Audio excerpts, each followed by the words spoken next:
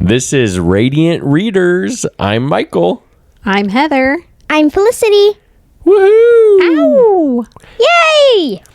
And today we're doing Zelda, or it's The Legend of Zelda, Twilight Princess, which is 11? Is it 11 book series? I think so. Yes. Felicity is the master. I am. Yes. All right, I'm going to read the back of the book. Once upon a time, wizards tried to conquer the sacred realm of Hyrule. The spirits of light sealed the wizards' power within the shadow crystal and banished them to the Twilight Realm beyond the Mirror of Twilight. Now, an evil menace is trying to find Midna, princess of the Twilight Realm, and the fragments of the shadow crystal to gain the power to rule over both the Twilight Realm and the world of light. Link once trained in swordsmanship, hoping to protect the land of Hyrule. After disaster struck, he sought out the anonymity and peace of life in a small village. But danger and adventure always find heroes to set things right. And when the dark minions of the King of Shadows threaten his new home, Link answers the call. All right. Thanks, Heather, for reading us the summary on the back. Oh, you're welcome. Felicity, do you want to give your own little summary? Of course. So, well, if you play Zelda the video game, they don't include this, and that's probably because whoever created Zelda didn't plan for this, but it's in the books. So, Link, he used to live in the desert in the books, and then, well,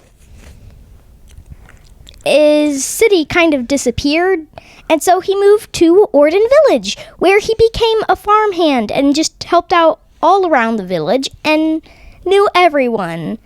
And so he's a farmhand in this village, and then something happens, and he like gets pulled into the Twilight Realm, right? Yes, because the Twilight kind of takes over Orden Village, and so everyone gets trapped in there, I guess you could say, and Okay. so does Link. All right. Good And summary. so the Twilight Realm is it kind of like a parallel realm? Yes, like a whole parallel universe, basically. And Hyruleans, let's just say they don't treat it that well. They dump their toxic waste into it. Okay. Oh, man. And humans, they don't, when they go into the Twilight Realm, they don't go over to that realm in human form. They change into some type of animal or creature. I can't remember what they're called, but they look like but in the book they look like little blue circles that are glowing. Okay. Well, Link doesn't go over as a blue circle. He doesn't. In fact, he goes over as a wolf. Yeah. So then I think humans go over as like creatures, right? Yeah. So they don't go over as I don't know what the blue circles are, but they go over to the Twilight Realm and you're some type of animal. Is that right? Yes, that is correct. Okay. So what type of animal would you want to turn into if you went into the Twilight Realm? Huh. Well, I don't know. I would want to be a turtle, some type of huge turtle or tortoise. And my thought is because then I could hide in my shell if there was anything scary. And we could call you a turtle and a half shell. Yeah, That would be awesome. that would be. You could call me Donnie. Okay. Yep. I love it. I would probably be like a golden wolf or something because you learn book that the golden wolf is like the symbol of of the protector, and the wolves mark like great bravery, and you if you're think Link, you're a probably a protector? little bit of loss. Yes, I am. A tiny, tiny protector. Exactly. That's the reason I'm a protector, because I'm so tiny. I love it. I Oh. think I would want to be like a hawk or an owl.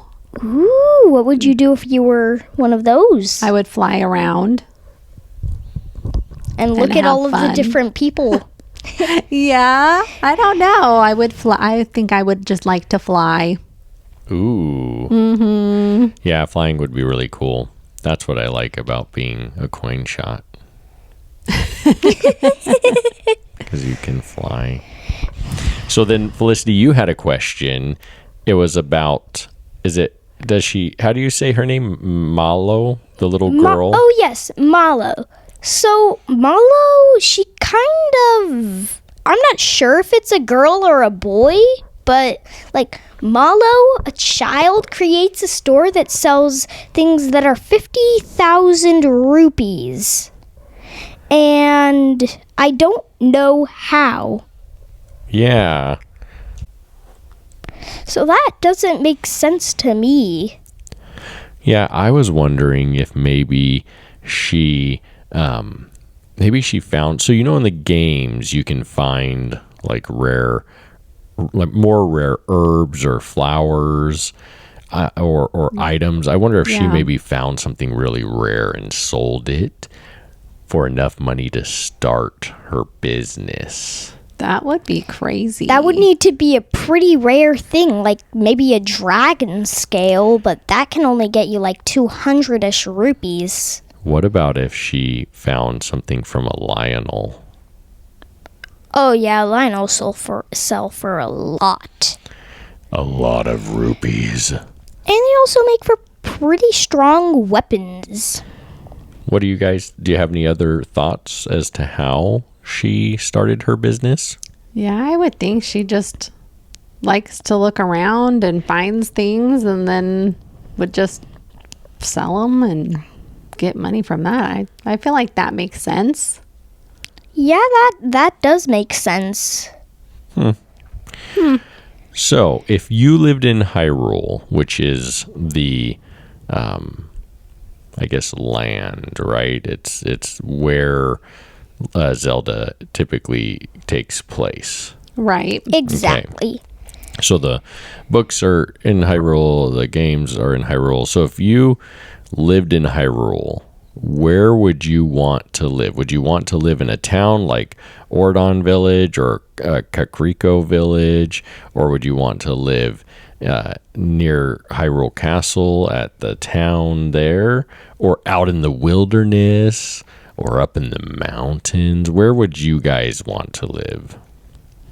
Well, I feel like in the video game, I do see typically a lot of cabins just randomly out in the forest, and they seem pretty nice and pretty cute, so that would be nice. But I feel like also Gerudo Village would be fun to live, but then again, Lurlin Village is close to the sea, so I might settle with Lurlin Village. Oh, man. Is Gerudo Village, is that the one with the rock guys? No, that's Goron up in Death Mountain. That's right. Those guys are cool, but you'd have to wear like a firefighter uniform suit, yeah, all the time. Heat protective stuff, but they're so hard to find and they're really expensive too. So that would be quite hard. You need a lot of rupees. Mm-hmm. I would want to live in a village. When I think about, so reading in these books or even thinking about playing the game, it always seems scarier to me when you're out wandering around, not in a village, where the villages always have the happy music and everyone seems to be nice. Well, not everyone, but most people. I would say Kakariko Village. And I think of Breath of the Wild, because that's the one where isn't there like a fairy fountain not far from that village? Yeah, there's only one fairy fountain in Breath of the Wild, whereas there are 4 in Tears of the Kingdom, and the fairy fountain just happens to be right outside of... I pronounce it karaoke. I think there's 3 in Breath of the Wild. 3 fairy fountains. Really? I only found 1. That's interesting. Oh man, you need to do some more wandering. I have the whole map, though, sadly.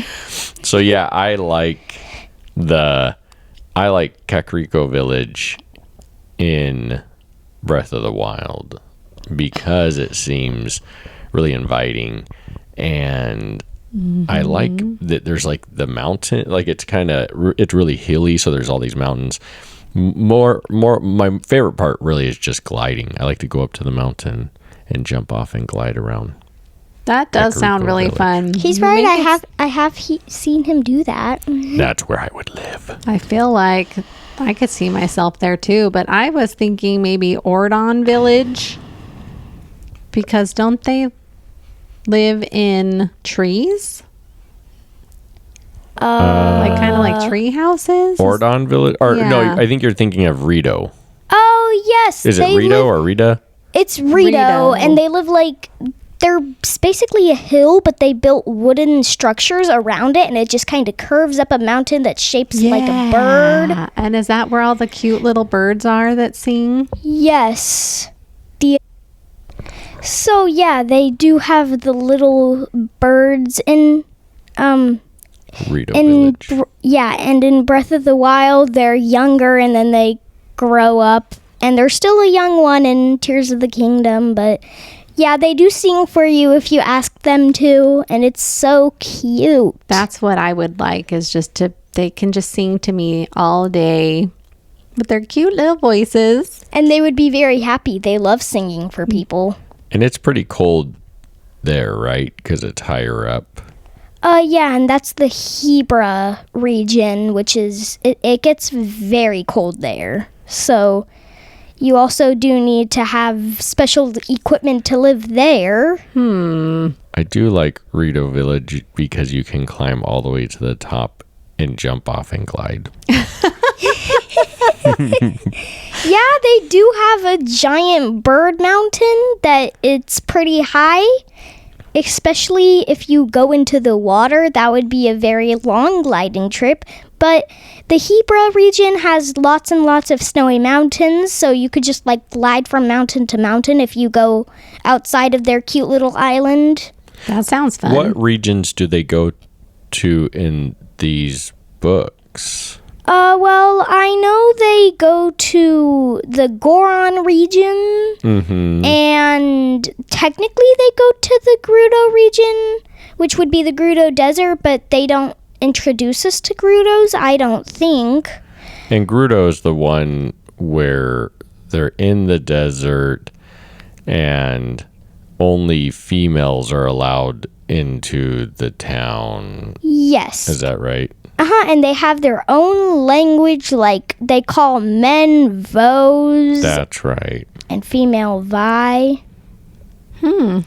So if you lived in Hyrule, or you lived in the universe of Zelda, what would you do for a living? Oh. I might be a general store owner because I feel like I could make a good curve there, just like selling stuff. Like I would basically be Malo. As to where I would sell kinds of arrows or food, or I could be an innkeeper too. That would be fun. Oh, those do sound like fun. Yeah, those are like all of the possible jobs that you can really find in the game. Or if your name ends in Sun, then you can work for Bolson's construction team. He builds houses and has a company, and only people whose names end in Sun can work for him. I'm not funny. joking. It's a real thing in the game. It's a real rule. In the game, that's a thing. I think I would either raise animals and like sell products from the animals, Yeah. because I think that would be fun. Or I would be like a healer, and I would go find like herbs and Yeah, roots make potions. and make potions and Yeah. ointments and things like that. I think that would be really fun too. Yeah, so if you did the first one that you mentioned, that would basically be like a farm hand with a mix of a general store owner. And then yeah, the other one, that's true. yeah, that would be a herbologist, technically. Yeah, I think selling the potions could be really cool also. Originally, I don't know, now I kind of like that one. But originally my thought was more like what you said, Felicity, where I would be not necessarily a general store owner, but I would run a tavern. So food and sleeping quarters, maybe sell some items, but not really like a general store, unless there wasn't Like a general store in town. convenience store. Yeah, well, so, like- I would be a tavern Yeah. where I'd sell food, So like in the book, a there's restaurant, not so much a Yeah. convenience store, but I would also do games and music, so it'd be kind of like a like a tavern that Yeah, you that think sounds of. like fun. Yeah, Yeah, so in the book, they do have a person who owns a tavern, and they actually end up finding a person who's been brainwashed, basically. is their name Donnie? No, but she was brainwashed by a memory. Are they a tortoise? No, they're not tortoises, Dad. Do they have a half shell? They're not turtles or tortoises or things with shells. It's a human. A mutant human? Well, they were brainwashed. Maybe they used to be a turtle. If She you was went on a brainwashed by quest an like Link, what weapons or skills would you hope to have at the start of your quest? I might use a bow and arrow because in Zelda, like the video game, I'm pretty good with the bow and arrow. And so I would be like Ronaldo or whatever, and I would do I would be a skilled archer. Nice. Cool. That sounds cool. I would want a staff. One, because you can use it for walking, and then True. two, because it can be used as a weapon. And if I could take more than a staff, I would also, or I could afford more things, I would want some type of weapon, so maybe a sword or a knife of some type.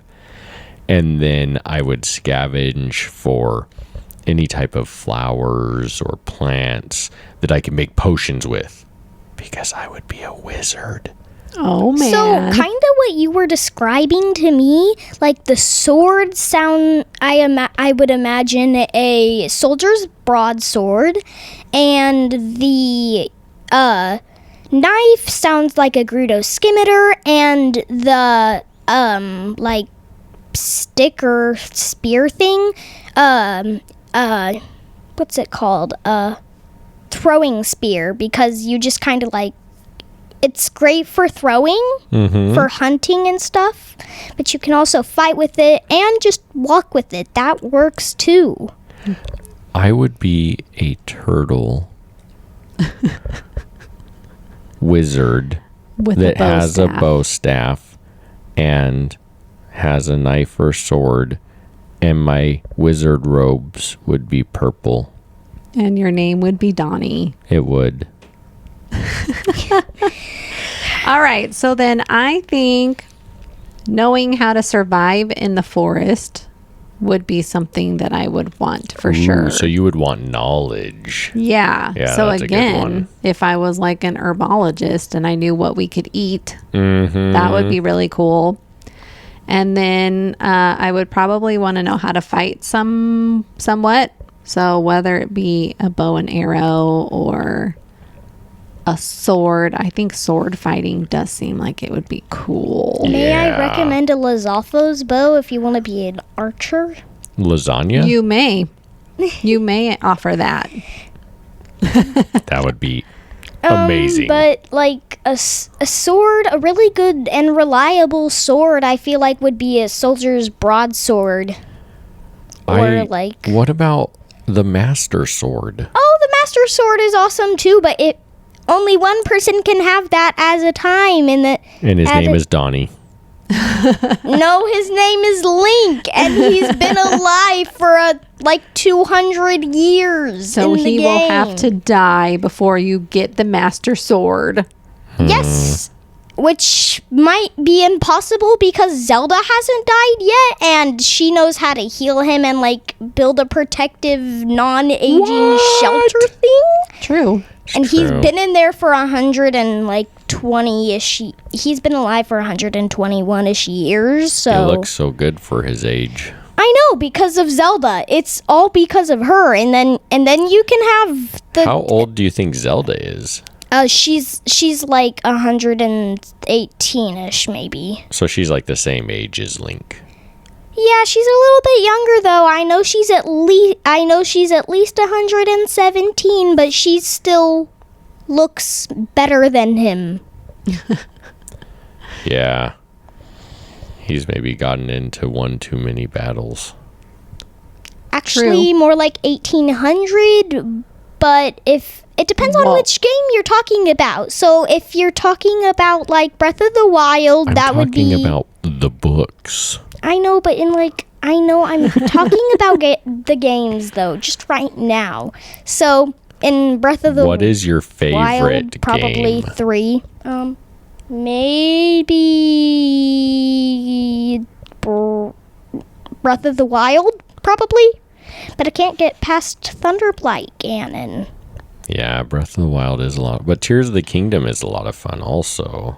They're quite similar. What about Echoes of Wisdom? It's so hard. I like the animation of Link's Awakening and Echoes of Wisdom. It is very Echoes of Wisdom, cute. they're so cute. The characters are all really cute. They're so just little adorable, and they look like clay characters. It's just so cute. So Felicity, would you recommend this book series? Definitely. They don't give you a lot of knowledge about weapons, but I will.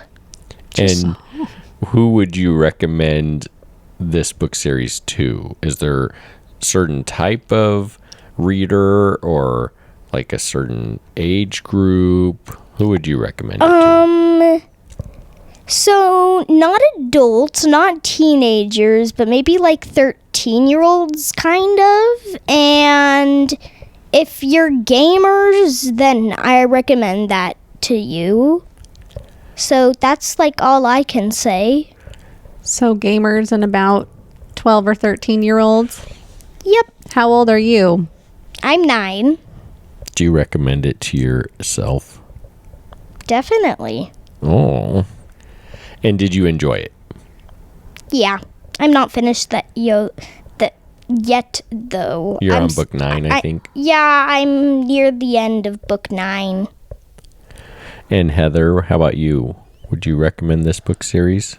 I would. I think it's been a lot of fun to read. It is a really quick read when you read one of the books. Yeah. And because it's manga. So it is manga, yeah. Yeah, so they're graphic novels. And so I like it. I think it's been entertaining, and I feel like I have learned a few things that I didn't know before. For me, manga's funner to read, so you don't want to stop, which is really awesome because you just I never really want to read until I found out there were books based on my favorite video game. So there you have it. Awesome. I would recommend this series, I think, to any age. I feel like you could read it pretty young also. Yeah. I'm trying to think, if I wasn't a fan or if I hadn't played any of the Zelda games, would I still be as excited to read the series? And I think, yes, I'm probably not as excited. I don't know that I would enjoy it as much if I weren't a fan or hadn't played any Zelda games. I do think that there's an interesting story here with some, intrigue, some mystery that goes on. So I do think you could enjoy it, but I really think if you like Zelda, if you've played the games, then you would definitely enjoy reading this series. And the author, it's two authors that they like put their names together to create the author's name. I can't remember what the author's name is, but these two authors. Himikawa. Oh yeah, say it again. Akira Himikawa. And these two authors have written a handful of different Zelda series that maybe we'll do in the future. Ooh. Yeah, they've written like the Ocarina of Time and of course the Twilight Princess. And Majora's Mask. Yes. And Link's Awakening, I think. I think Link's Awakening, but maybe not. There's a few. There's Four Swords, right? Oh yeah, that's right. And we have all of those in the special edition Link's treasure chest. Well, I guess it's not Link's, but it's a Hyrule treasure chest. Yeah, Hyrule treasure Exactly, chest. and it has the royal crest on it, and it makes the you got something sound when you open it. It's Dun, dun, awesome. dun. I want Brandon Sanderson to read these books. Oh, do you? Yes, yes, I want Brandon Sanderson. What if to he read already has? These. I don't think he has, but I want him to. Oh, Okay. I guess You've we'll heard have it to first, send people. him an email. All right. I guess we'll have to do some more Zelda in the future. So you can make Brandon Sanderson read them. Thanks, everyone. All right. Thank you. Bye-bye. Bye.